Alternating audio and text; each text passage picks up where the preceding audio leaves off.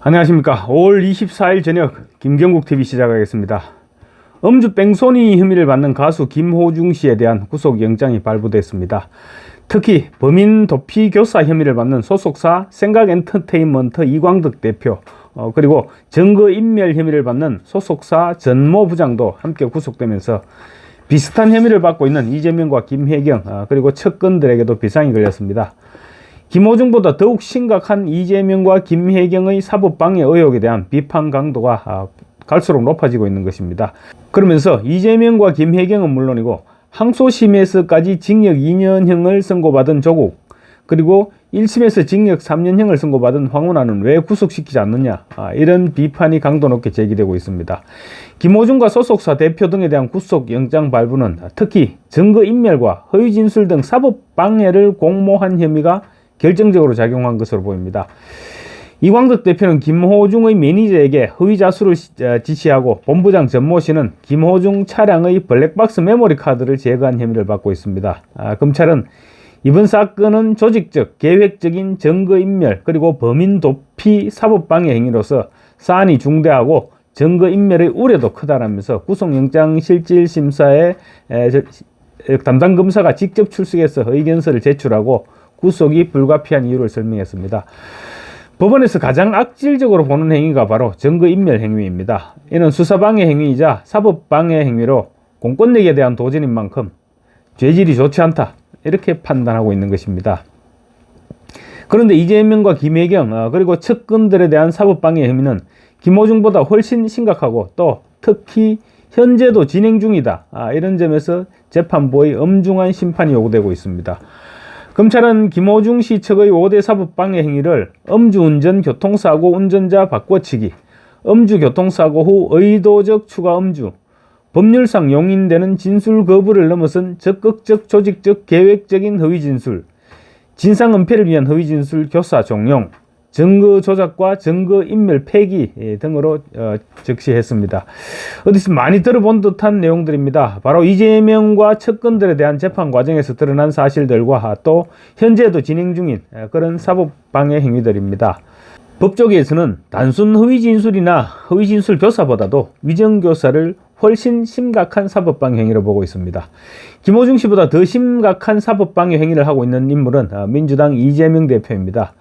이 대표와 관련된 재판에서는 위정이나 위정교사를 어렵지 않게 발견할 수 있습니다. 본인 역시 공직선거법 관련 위정교사 혐의로 재판을 받고 있는 중입니다.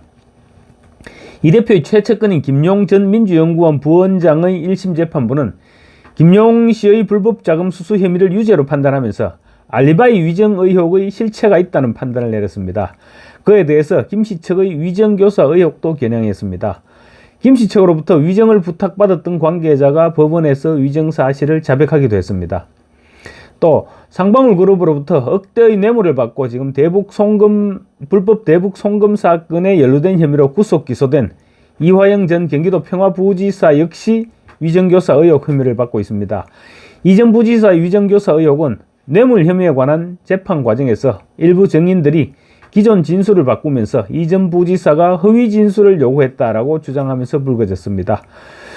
또 이 전 부지사의 검찰 진술 번복 역시 누군가의 압력 내지 부탁을 받은 것이 아니냐, 이런 의혹이 제기되고 있죠. 이 전 부지사는 대북 송금과 관련해서 당초 검찰 진술을 통해서는 이재명 지사에게 보고를 했다, 이렇게 진술했는데 그 후 박찬대 최고위원이 이화영 전 부지사의 부인을 만나고 이런저런 과정을 거치면서 그 뒤 이 전 부지사의 부인이 또 법정에서 이화영 정신 차려라, 이렇게 말하는 등 소란이 벌어지고 난 뒤에 이화영은 진술을 번복하기 시작했죠.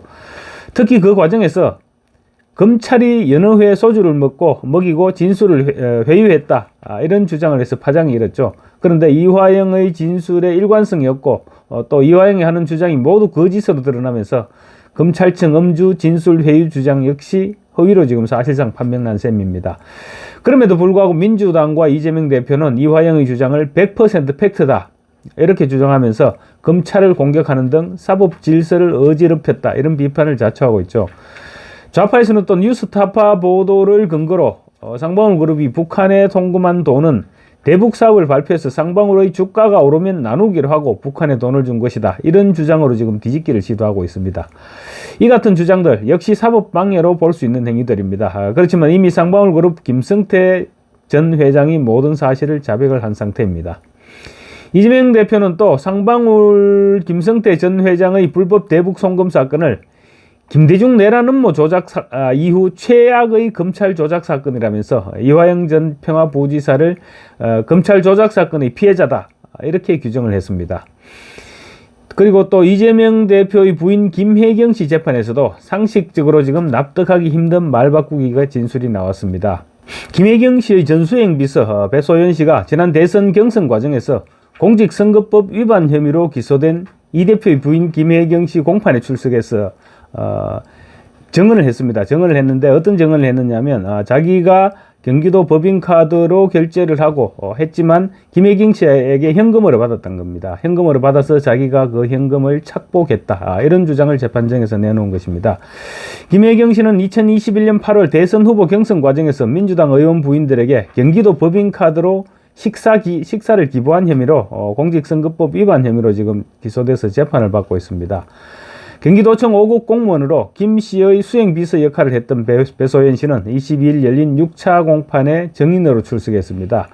김혜경과 공범관계인 배 씨는 이미 같은 혐의로 징역 10개월에 집행유예 2년의 형이 확정됐습니다. 배 씨는 지난 22일 재판에서 법인카드로 결제한 음식을 배달하면 김 씨가 현금을 줬다 이렇게 증언을 했습니다. 검찰이 그러니까 법인카드로 음식 대금을 결제해놓고 피고인 김혜경을 속이고 현금을 받아 사익을 챙겼다는 것이냐 이렇게 묻자 배소연은 네라고 대답했습니다. 김 씨 몰래 자신이 법인카드를 유용했다는 것입니다. 그러니까 쉽게 얘기하면 법인카드로 카드깡을 했다 이런 주장인 것입니다. 검찰 조사에서 그런데 배 씨는 김 씨가 음식값을 보전해 준 적이 없다 이렇게 진술했는데 지금 재판정에 증인으로 출석해서는 또다시 반대되는 주장을 하고 나선 것입니다. 김 씨에게 배달됐던 초밥이나 소고기, 샌드위치 이런 메뉴도 자신이 직접 선정했다고 주장했습니다.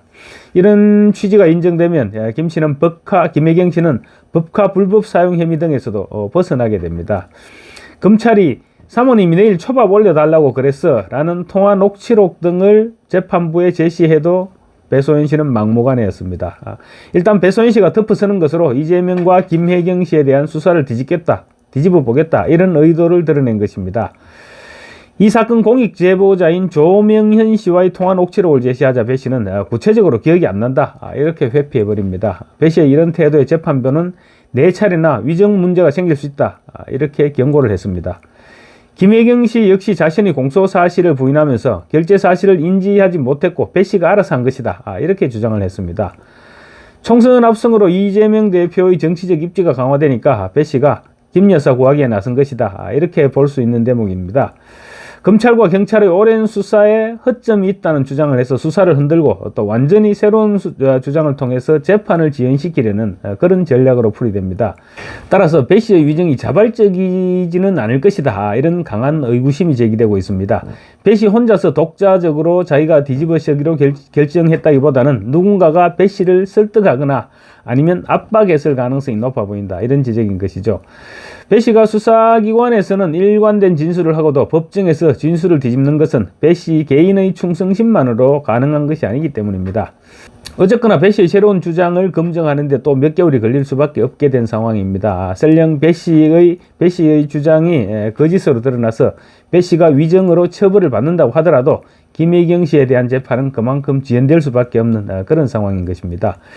이재명은 부인 김혜경에 대한 재판 역시 최대한 지연시켜서 대선 때까지 끌고 가겠다 그런 전략을 세운 것으로 보입니다. 정치권에서는 재판 지연과 관련해서 상당한 노하우를 가진 이재명 대표는 재판 지연 관련 분야에서는 거의 베테랑급이라고 볼 수 있죠.